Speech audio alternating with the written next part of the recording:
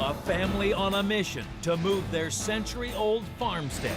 I keep having this recurring dream that a tornado is going to come or it's going to tip over. Will their precious home survive a treacherous trek across bumpy fields? Over busy railroad lines? There goes the house, Frederick John. And under high-voltage cables? Could have been killed. We're in a little bit of trouble. This backcountry hike is nothing short of one massive move. Joe, Anna Lee, and little Freddie Plates are a young family living in southwest Minnesota.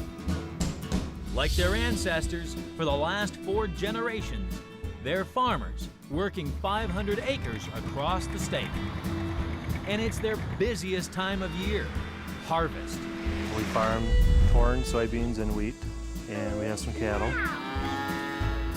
Their home is this beautiful 100-year-old farmhouse. This huge property has been in Joe's family for 30 years. Frederick was born here in 2008. His first steps were taken in the living room. This is the only home that he's ever known. The house is also the hub for the whole extended family. But they face a dilemma. The couple have inherited 200 acres of fantastic farmland, but it's 20 miles away. One hellish commute for Joe, and one strong pull of the heartstrings for Anna Lee. My grandmother always told me it'd be a place where she wanted someone with the name to carry on the tradition of having family here. So they make the courageous decision to cut the commute and take the risk of moving their home to the new farm. And to double the stress, like any man, Joe won't be parted from his workshop.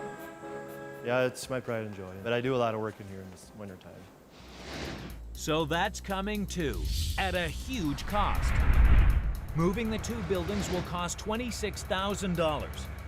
Building the new basement and foundations, a further $34,000, bringing the grand total for this ambitious project to $60,000.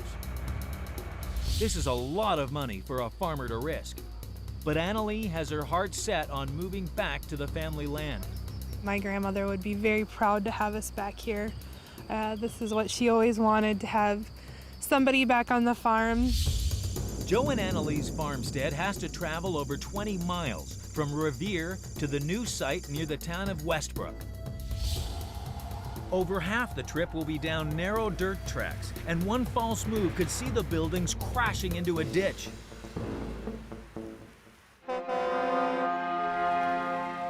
Joe and Anna Lee call in Minnesota's leading house movers, a family-run firm of 3 brothers, Garvin, Marlon, and Jerry Marcus, along with their 3 sons, Eric, Kevin, and Dan.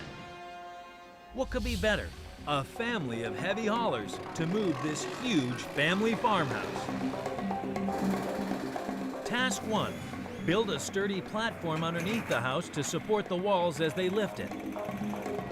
Garvin will use steel beams for the job. By noon today, we should have most of the beams in place unless we take a long coffee break. But there's a problem already. A massive load-bearing wall obstructs the team from sliding the beams into place. Without these, there's no way to lift the house safely. The wall is too thick to drill through, so they'll use the beams as battering rams, hoping to hit through in exactly the right spot. You never know if the house will fall down or not, I guess. Hey, Dan. Right. Don't do this with your own house.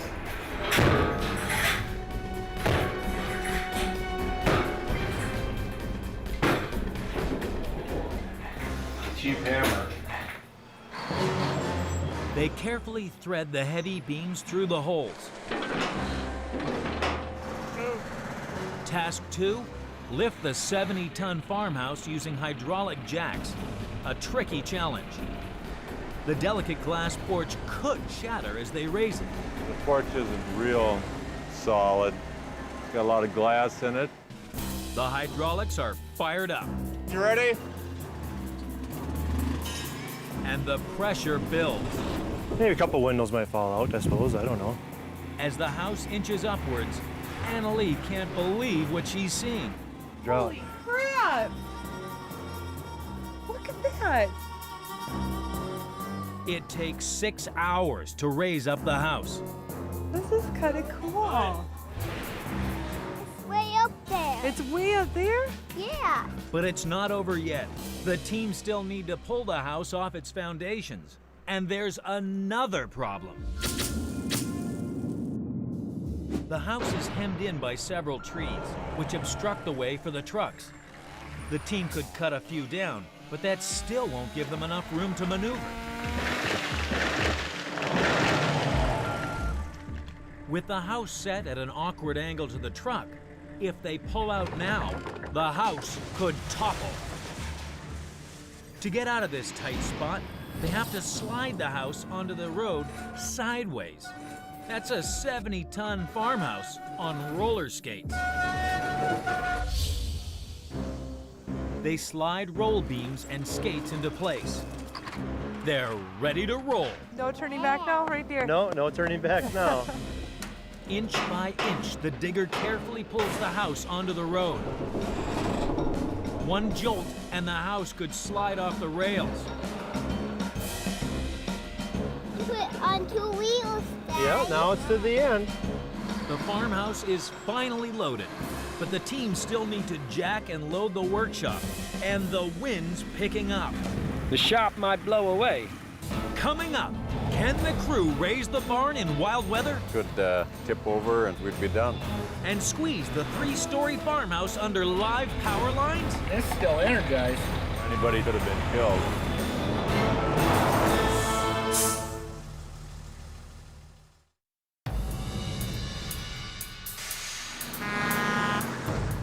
Joe and Annalie's 70-ton family farmhouse has been jacked up This is kind of cool.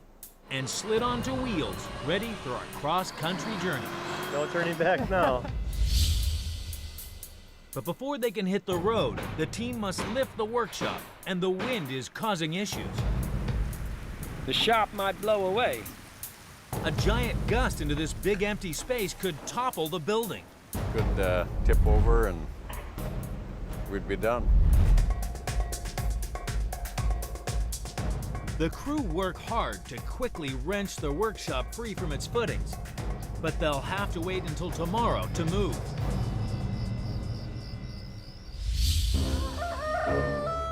"8 a.m., and it's the day of the big move. A 20-mile cross-country trek lies ahead. There's just time for Garvin to give an essential safety talk. Well, let's have a safe move and everything should go good. Sounds good. Let's get her. Always a little bit nervous when we first start. I keep having this reoccurring dream that a tornado is going to come, or a fire is going to happen, or it's going to tip over. Okay, here we go. Holy buckets. Wow.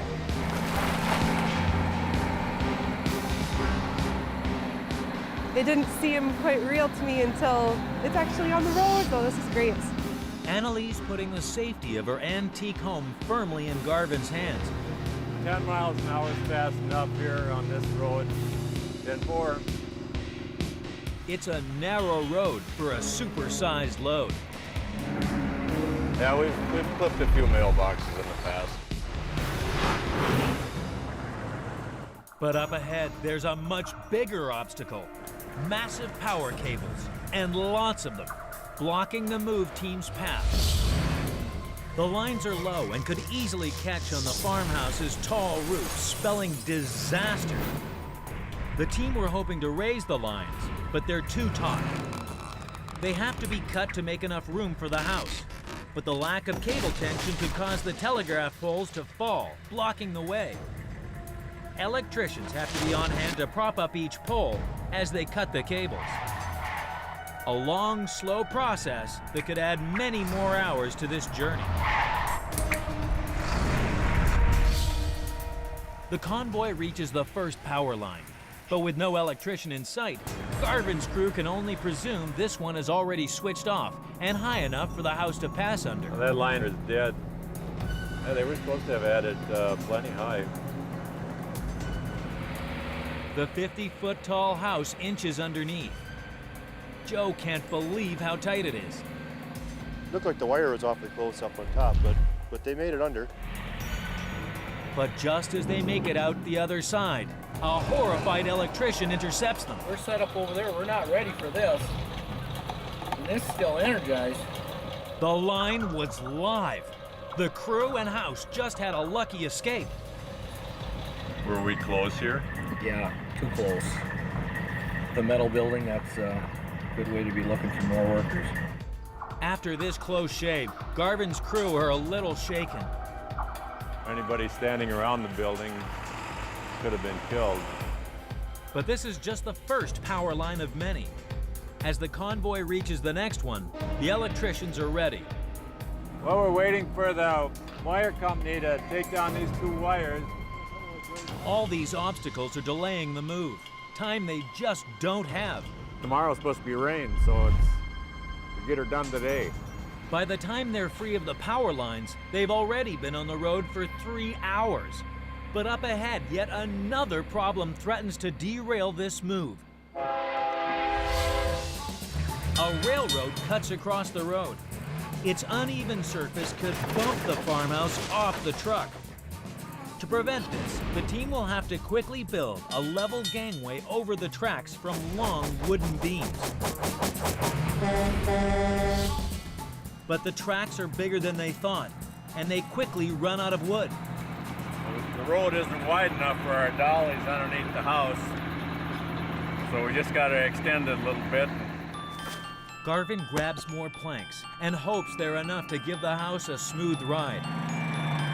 As the house crawls forward, Annalie is more worried about approaching trains. They called the railroad company and let them know that it was going to be taking place, and we have a lot of train traffic on Highway 14.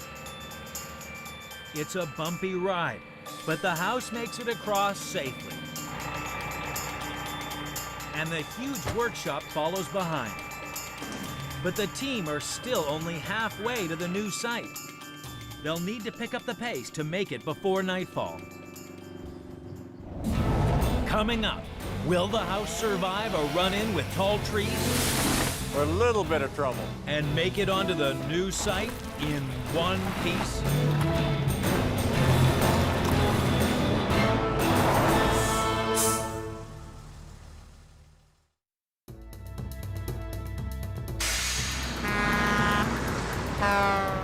In Minnesota, Joe and Annalie's historic family farmhouse has survived close calls with power lines Anybody standing around the building could have been killed.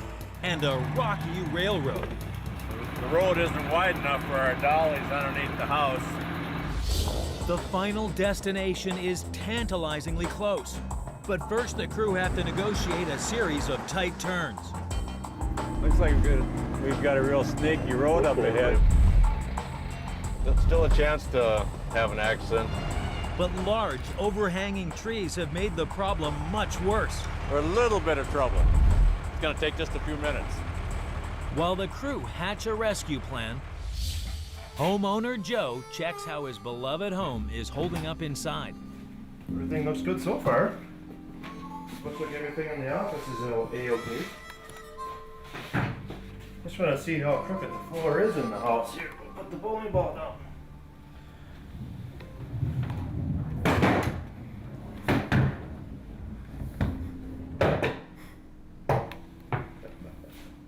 And it's not much better outside.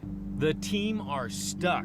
They fear the low-hanging branches could damage the house. So we've got to back the truck up there and get the chainsaw going and buzz that branch off so it doesn't wreck the roof on the house.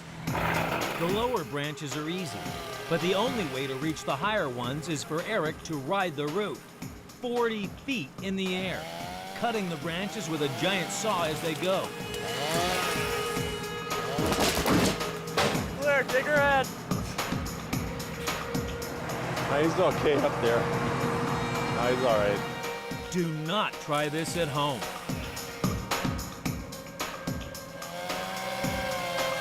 I don't like to see trees cut down if they don't need to, but it's in the right of way. They'll have to do some trimming. Eric survives the risky maneuver, and so does the house. They did a good job. There's no holes. Kind of nerve-wracking sometimes. The convoy picks up speed again. There's only a few miles to go for this heavy haul, and the team are anxious to finish the job. At the new site, Jared is still digging the huge foundation hole. Time is running out. We're gonna put a ramp on what would be the east end of the house, and basically then they're gonna bring the whole structure, dollies and all, down that ramp inside the excavated basement area. But the soft earth around this area could cause big problems for the approaching team. The 20-mile trek has been tough going for the fragile farmhouse, but smooth roads have kept the house relatively stable. However, as the convoy approaches the final site, it must cross dirt roads and a field. If the wheels sink, the building could be shaken to the ground.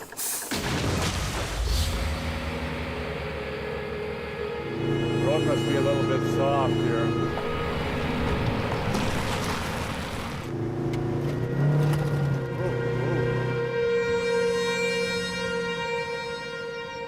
Garvin steers the farmhouse around the last corner with trepidation. If the wheels sink into the soft dirt at the edge of the road, the house could topple. Annalie can't help imagining the worst. If something happened to it, we wouldn't have a home anymore. These look good. They're not even going down.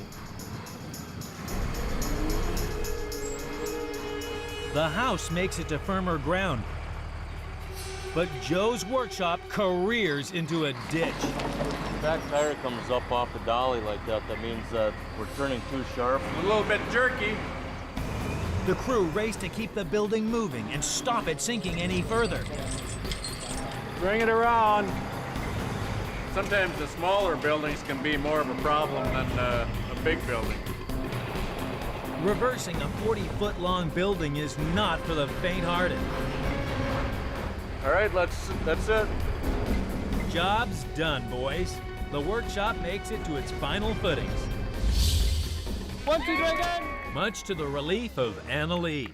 I guess I didn't have to worry so much about that, but I still did, just because it's our house and I didn't want to see anything happen to it. But don't get too excited, Annalie. There's still a steep ramp for the house to drive down. Coming up, can the crew squeeze the farmhouse down a steep slope to deliver it in one piece? Oh, come on, baby.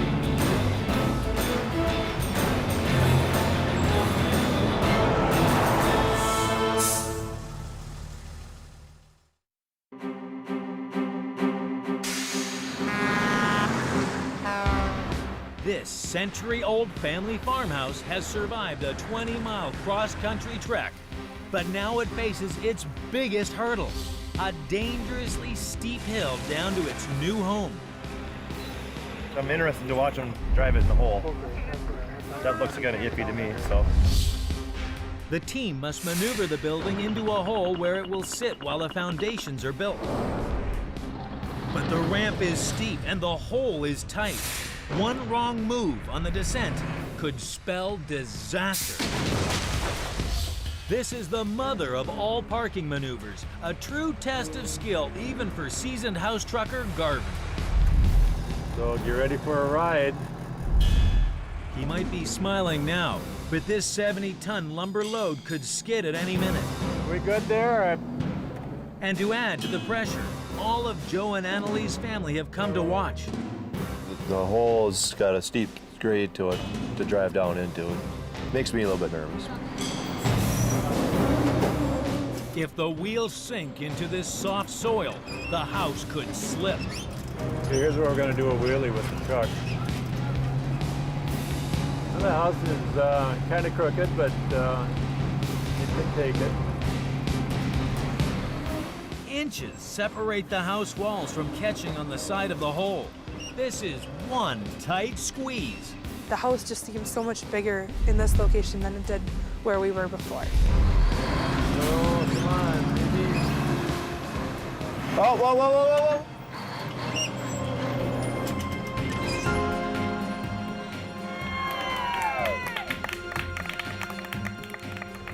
Yeah, a little relieved. Now we can relax.